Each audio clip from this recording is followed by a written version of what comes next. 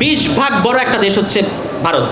সেই ভারতে সব মিলিয়ে ব্যাংক হলো 31টা, আর আমাদের ব্যাংক হচ্ছে 53টা। এত ব্যাংক, কিন্তু অর্থনীতির এই তীব্র অবস্থা কেন? এই দুটো কি একসাথে যায়?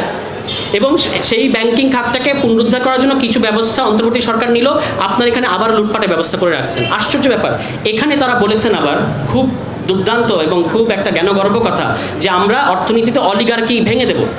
অলিগার্কি ভেঙে দেবে বলেছে তারা এই নির্বাচনী প্রতিশ্রুতিতে, কিন্তু যেটা নিয়ে আসছে সেটা হচ্ছে একটা নতুন ধরনের অলিগার্কি।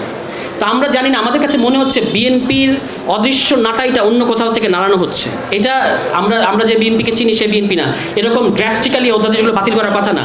সংবিধান সংস্কার কমিশন করবে তারা বলেছে, এটা বলে আমি শেষ করি। তারা বলেছে আমি জুলাই সনদ, গণভোট আর কিছুই আমার এখন আর ইস্যু না। বিশ্বাস করেন, ওই যে তোরা যে যাই বলিস ভাই, আমার সোনার হরিণ চাই। আমার হচ্ছে এখন শুধু চাই যে বিএনপি আপনি আপনার নির্বাচনী প্রতিশ্রুতি বাস্তবায়ন করেন। আপনি জুলাই সনদ করেন না, গণভোট করেন না, কিচ্ছু করেন না, আপনি আপনার নির্বাচনী প্রতিশ্রুতি বাস্তবায়ন করেন। আমি চ্যালেঞ্জ করে বলছি, বিএনপি আর তার নির্বাচনী প্রতিশ্রুতির কাছে কামব্যাক করতে পারবে না। যেখানে তারা গেছে এটা হচ্ছে চোরাবালি। চোরাবালিতে নড়াচড়া করলে আরও তলাতে থাকে। এবং দুর্ভাগ্য হচ্ছে শুধু বিএনপি তলাচ্ছে না, আমাদেরকে নিয়ে তুলছে, সারা দেশটাকে নিয়ে তলাচ্ছে। এই ইতিহাস তাদের অতীতেও আছে। তারা 96 সালে একই কাজ করছে, তারা 2006 সালে একই কাজ করছে, একই কাজ আবার তারা 2 মাসের মধ্যে করতে যাচ্ছে।